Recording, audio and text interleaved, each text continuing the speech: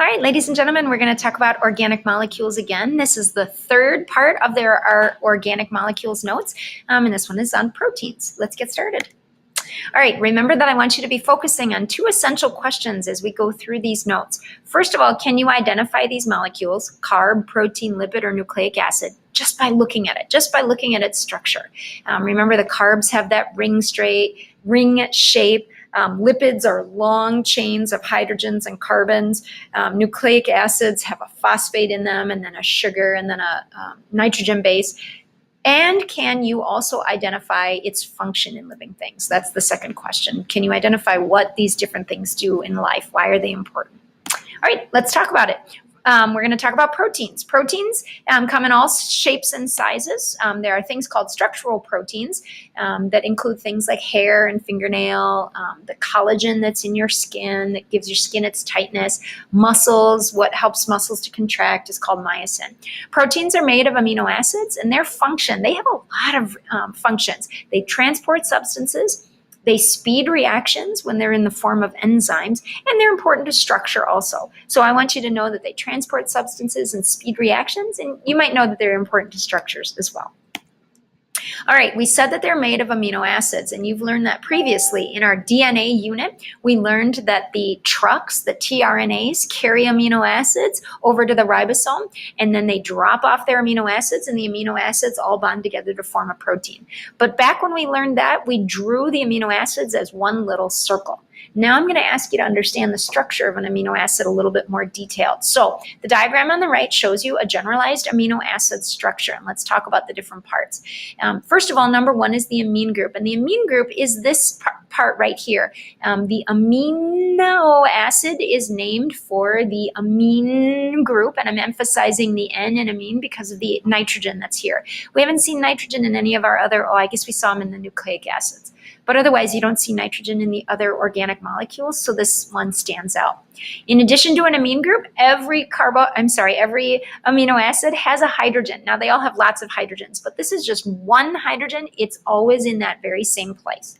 It also has a carboxyl acid group. This is where the name amino acid comes from, is this carboxyl acid group, which is a C double bonded to an O, and it's the C bonded to the OH group. That's called the carboxyl acid group, and that's where we get the name amino acid. Finally, and this is the part that's most important about amino acids, is the R group. There is no such element as R on the periodic table. In this case, R stands for the part of each amino acid that differs from other amino acids. It's the variable group. It's the part that's going to be constantly changing. You have a total of 20 amino acids that you work with to build all of the proteins in your body. And a protein is a chain of hundreds or thousands of amino acids. Proteins are the largest molecules we know of in the universe. So they're enormous molecules, and they're made of all these different kinds of amino acids. And you have 20 of them. So I want you to take a look at the 20 amino acids. If you're going to be a biology major someday, you'll get to memorize the amino acids. But I want you to see how the structure stays the same, and then just the R group is changing. So here's our amine group. They drew it slightly differently than I did on the page before, but it's still the same. The NH2 is the amine group. Here's that hydrogen that's always there. And here, again, they drew it differently, but it's still the same thing. This is the carboxyl acid group. So the part down here is the R group. The CH3 is the part that's different from everybody else. Now take a look at the next amino acid. There's the amine group. There's the carboxyl acid group, there's the hydrogen. There's the amine group, there's the carboxyl acid, there's the hydrogen. There's the amine group, there's the carboxyl acid group, there's the hydrogen.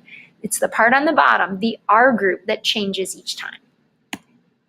All right, so two amino acids. We bring two amino acids together, and that's when the trucks pull up with into the ribosome, and they bring their amino acids. They bond together in a, look at that, a dehydration synthesis reaction. We've seen that before. Remember, dehydration means to pull water out. Synthesis means to make or to build. So they, if you look at this diagram here, here's one amino acid. Instead of putting an R for R group, they just put one hydrogen there. So here's their R group. You put them together, you take an OH group away from the carboxyl acid, and you take a hydrogen away from the amine group, and that removes a molecule of water, hence dehydration synthesis. And then the carbon and the nitrogen bond together to form what's called a peptide bond. Now, several amino acids put together makes what we call a polypeptide. Remember I said that proteins are actually hundreds or thousands of amino acids long. So when we're just looking at something this little, we're just going to call it a baby protein or a peptide. I can't draw a real protein because it would be so huge. So this is what we have to use to give you the idea of a protein.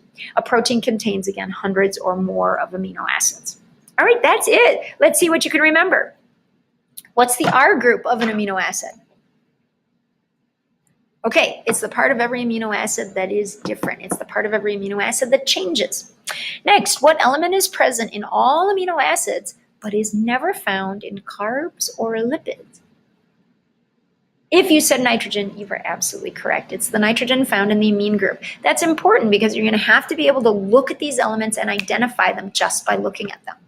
All right, where's the peptide bond? Where does that occur?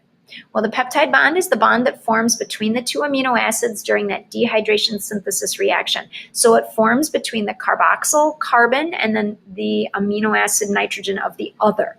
They bond together, and that's the peptide bond. And finally, what is a polypeptide? It's several amino acids put together, but it's smaller than a protein.